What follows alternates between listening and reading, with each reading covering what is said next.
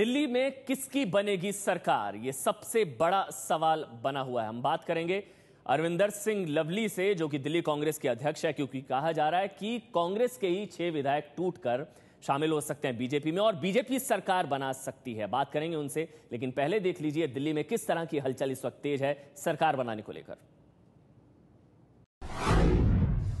जैसी अरविंद केजरीवाल ने भविष्यवाणी की थी, उस तरह से उपराज्यपाल ने बीजेपी को दिल्ली में सरकार बनाने के लिए तो नहीं बुलाया, लेकिन कांग्रेस विधायक आसिफ मोहम्मद ने दावा जरूर कर दिया कि मनीष सिसोदिया ने समर्थन के लिए ससुराल बुलाया है। मनीष सिसोदिया जी के एसएमएस हैं जो अपने लॉज गाजियाबाद में अपने लॉज के घर पे हमें बुलाने की बात कर रहे हैं कि आप आइए और यहाँ बैठ के बात करेंगे, क्योंकि दिल्ली में मीडिया हर तरफ लगा हुआ है, हमें आपको कहीं ना कहीं वो शूट कर लेगा। आसिफ ने आम आदमी पार्टी के नेता इलियास आजमी के दफ्तर आने का वीडियो भी पेश कर दिया।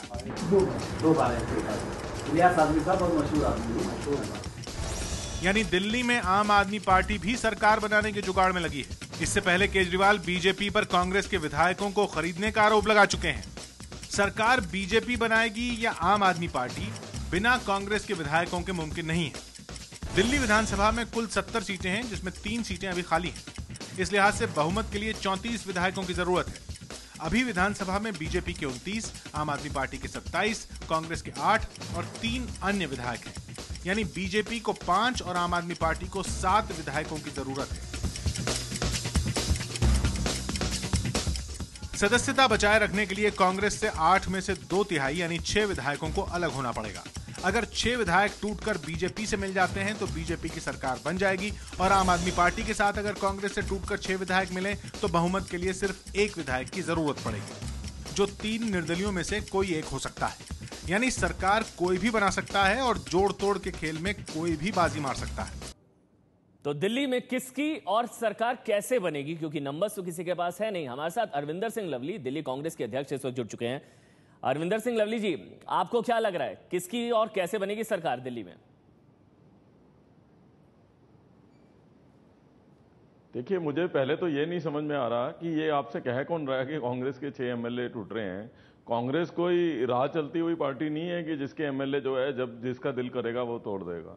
तो मुझे समझ ही नहीं आती कि ये सब सवाल पैदा कहां से हुआ है। कांग्रेस के पूरी की पूरी सीएलपी जो है वो एकजुट है और कोई सवाल ही नहीं पैदा होता है कांग्रेस लेजिस्लेटिव पार्टी टूटने का। नहीं, इस तरह की बात अरविंद केजरीवाल दावा कर रहे हैं कि 20-20 करोड़ चेयरमैन का पद, मंत्री पद का लालच दिया जा रहा है कि कांग्रेस के 6 विधायक टूट सकते हैं। हमारे साथ अरविंदर सिंह लवली, खुद दिल्ली कांग्रेस के अध्यक्ष, लगातार हमारे साथ मौजूद हैं। अरविंदर सिंह जी, मतलब आपको लग रहा है कि आप क्या कह रहे हैं कि क्या कांग्रेस के 6 विधायक टूट के बीजेपी में शामिल हो सकते हैं, क्या सरकार बनाने में मदद कर सकते हैं क्या? देखिए, मुझे एक तो इस बात से बहुत परेशानी है कि अरविंद केजरीवाल कोई महात्मा गांधी थोड़ा है कि जो वो कह रहे हैं कि वही जो है सत्य है, बाकी सब कुछ असत्य है। रोजाना उनका बैक ट्रैक है पिछले 1 साल में कि एक दिन कुछ कहते हैं, अगले दिन कुछ कहते हैं। अपनी पार्टी पे उनका कंट्रोल नहीं है, दूसरों की पार्टियों के ऊपर टिप्पणी कर रहे हैं। कांग्रेस कोई आम आदमी पार्टी नहीं है कि इसके एमएलए को कोई कहीं भी लेके चला जाए, और उनको कांग्रेस और बाकी दलों का ध्यान रखने की बजाय अपनी पार्टी के ऊपर ध्यान देना चाहिए। नहीं, वो तो आपको चेता रहे हैं ना, आपको तो उनका शुक्रगुजार होना चाहिए। नहीं, हमें चेताने की जरूरत नहीं है, हमें अब चेताने की जरूरत नहीं है। वो अपने हालात पे ध्यान दें। और मेरे को एक प्रॉब्लम जो है सब चैनल से भी है कि वो कुछ कह दें और हम लोग सब जो है उसके पीछे पड़ जाते हैं कि जी उन्होंने किस बात पे टिके हैं आज तक। पहले दिल्ली के लोगों को छोड़ के भागे, फिर आज दिल्ली के लोगों को झूठ बोल रहे हैं कि हमने 50% बिजली सस्ती कर दी। कांग्रेस की जो सब्सिडी थी उसको सिर्फ बढ़ाया उन्होंने, और जो है 50 दिन में दिल्ली के लोगों को बीच में छोड़ के भाग गए। आज दिल्ली के लोगों को ना बिजली मिल रही है और महंगी बिजली मिल रही है। इसके लिए कोई सबसे बड़े जिम्मेवार हैं तो अरविंद केजरीवाल जिम्मेवार हैं। तो एक के बाद एक कभी कोर्ट में जाते हैं कि मैं बेल बॉन्ड नहीं भरूंगा, कभी भर देते हैं, कभी कहते हैं हम जन लोकपाल के साथ हैं, जन लोकपाल में कांग्रेस ने अपना स्टैंड नहीं किया, कांग्रेस का समर्थन मांगते हैं। ठीक है, आप कह रहे हैं कि कांग्रेस के विधायक नहीं टूटने वाले हैं, पूरे एकजुट हैं। अगला सवाल मेरा यह है कि कांग्रेस के विधायक नहीं टूटने वाले हैं, चलिए, क्या बीजेपी कोशिश कर रही है? क्या बीजेपी खरीद फरोख्त कर रही है, हॉर्स ट्रेडिंग कर रही है? हमारे किसी एमएलए ने हमको बिल्कुल नहीं कहा है कि वो किसी भी उसको ही उसकी मंशा है या कोई उसको कांटेक्ट कर रहा है। अब ये 20 करोड़ कहाँ दे रहा है, कहाँ नहीं दे रहा, ये पैसों के मामले तो ज्यादा अरविंद केजरीवाल जी को ही पता लगते हैं। हमारे तो किसी एमएलए ने हमसे ये नहीं कहा है। नहीं, क्या बीजेपी खरीद फरोख्त कर रही है? मेरा सवाल आपसे हॉर्स ट्रेडिंग, आपके एमएलए पर आपको पूरा विश्वास है? हमें पक्का विश्वास है कांग्रेस और बीजेपी का कभी मेल नहीं हो सकता। हमारी आइडियोलॉजी का डिफरेंस है। बीजेपी की आइडियोलॉजी के साथ अगर हम जाते हैं तो हम असली कांग्रेसमैन ही नहीं है, फिर हमारे कांग्रेसी होने पे ही जो है क्वेश्चन मार्क है। तो कांग्रेस जो है, कांग्रेस के अंदर हम कोई कल की पार्टी नहीं है कि हमने 4 लोग इकट्ठे हुए और हमने पार्टी बनाई। ये एक विचारधारा की पार्टी है और बरसों से चली आई पार्टी है। अगर इसकी मूल रूप की विचारधारा के साथ जो लोग जुड़े हैं, इसीलिए हम बरसों से यहाँ पे हैं, हम कोई 2-4 दिन से यहाँ पे नहीं है। अच्छा, एक और चीज बताइए अरविंदर सिंह जी, किसी के पास आंकड़े हैं नहीं, किसी के पास 29 सीटें, 28 सीटें, 8 सीटें, आप क्या चाहते हैं, सरकार या चुनाव? चुनाव के अलावा दिल्ली के पास अभी कोई विकल्प है नहीं है, क्योंकि कांग्रेस पार्टी ने शुरू से अपना मत साफ किया है कि ना तो हम आम आदमी पार्टी के साथ, ना हम बीजेपी को तो समर्थन देने का सवाल ही नहीं पैदा होता। तो इसलिए मुझे लगता नहीं है कि किसी के पास आंकड़े हैं और चुनावी एकमात्र विकल्प जो है वो दिल्ली के सामने बचा है। अच्छा, कल आप ही के विधायक आसिफ मोहम्मद कांग्रेस के एमएलए हैं, उन्होंने कहा था कि मनीष सिसोदिया ने अपने ससुराल में बुलाया था। मेरा सवाल आपसे ये, क्या आम आदमी पार्टी ने कांग्रेस के विधायकों का समर्थन मांगा? क्या कांग्रेस का समर्थन मांगा?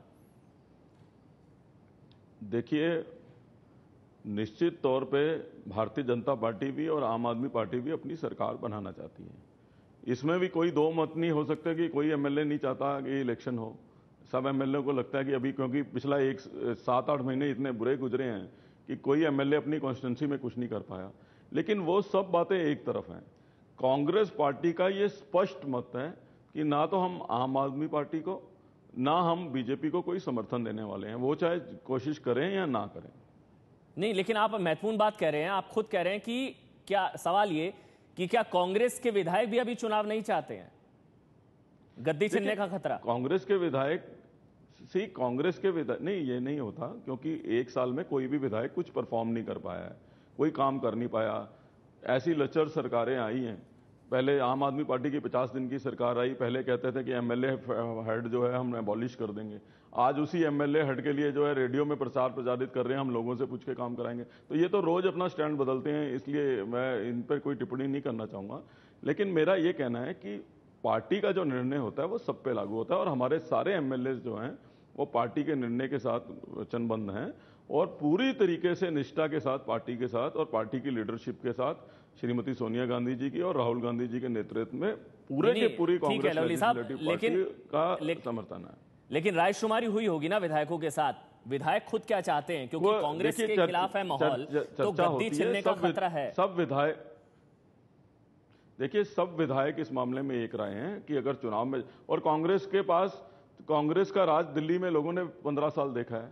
हमारा मुकाबला उन दिनों के पास है जो एक आदमी 50 दिन के राज की बात कर रहा है, जिसने अराजकता फैलाने के अलावा कुछ किया नहीं। भारतीय जनता पार्टी लंबे लंबे वायदे करके आई थी कि महंगाई दूर करेंगे। आज आपके सामने 30% बिजली सस्ती करेंगे, बिजली के रेट बढ़ा दिए और लोगों को अभी कह रहे हैं कि हमने फ्यूल सरचार्ज जो है नवंबर तक हटा दिया। भाई, आपने नवंबर तक क्यों हटा दिया? क्योंकि नवंबर में असेंबली के इलेक्शन है, जैसे ही इलेक्शन गुजरेंगे आप उसको लगा के दाम और बढ़ा दोगे। आज सब्जियां महंगी, तेल महंगा, रेलवे महंगा। तो जिस तरीके से अच्छे दिन की बात भारतीय जनता पार्टी ने की थी वो लोगों के सामने है। तो डरने की बात भारतीय जनता पार्टी और आम आदमी पार्टी के लिए।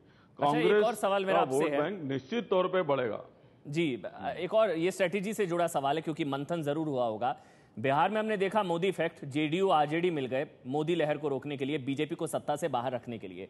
क्या दिल्ली में बीजेपी को सत्ता से बाहर रखने के लिए आप और कांग्रेस मिल सकते हैं, आम आदमी पार्टी और आप? देखिए, हम एक ईविल को खत्म करने के लिए दूसरे ईविल से बिल्कुल समझौता नहीं करेंगे। एक वो लोग हैं जो लोगों को गुमराह करके आए, दूसरे संविधान के दुश्मन हैं। कांग्रेस कुछ भी कर सकती है, संविधान के दुश्मनों के साथ नहीं जा सकती।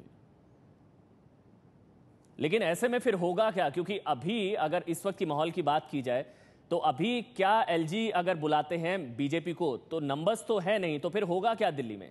क्या बनेगी सरकार दिल्ली में इस वक्त? देखिए, कांग्रेस संविधान की हमेशा रिस्पेक्ट करती है। संविधान के अनुरूप अगर एलजी कोई काम करते हैं, अब मैं इस पे तो टिप्पणी नहीं कर सकता कि आम आदमी पार्टी के एमएलए और बीजेपी वाले मिलके जो है सरकार बना लें, तो उसमें तो कांग्रेस पार्टी कुछ नहीं कर पाएगी। लेकिन कांग्रेस का मत स्पष्ट है कि हम इन दोनों दलों के साथ बिल्कुल किसी भी कीमत पे अच्छा, हम इनको समर्थन करने वाले नहीं एक हैं। आखिरी सवाल है मेरा आपसे। कल राशिद अल्वी का एक बयान आया था, मेरा आपसे सवाल है कि क्या एलजी को, उपराज्यपाल को, बीजेपी को सरकार बनाने का न्योता देना चाहिए संविधान के मुताबिक, क्योंकि नंबर्स नहीं है बीजेपी के पास? आपको क्या लगता है, क्या एलजी को न्योता देना चाहिए संविधान के मुताबिक? देखिए, अगर बीजेपी नंबर्स बताती है तो संवैधानिक रूप से देना चाहिए, और बीजेपी के पास नंबर नहीं है तो बिल्कुल एलजी को निमंत्रण नहीं देना चाहिए। शुक्रिया आपका अरविंदर सिंह लवली, दिल्ली कांग्रेस के अध्यक्ष, जिनका भी ये मानना है, बहुत बहुत शुक्रिया आपका, जिनका ये मानना है कि एलजी को न्योता नहीं देना चाहिए बीजेपी को सरकार बनाने का, और एकमात्र विकल्प इस वक्त चुनाव ही है, और कांग्रेस भी दिल्ली में चुनाव चाहती है क्योंकि हॉर्स ट्रेडिंग कर रही है बीजेपी।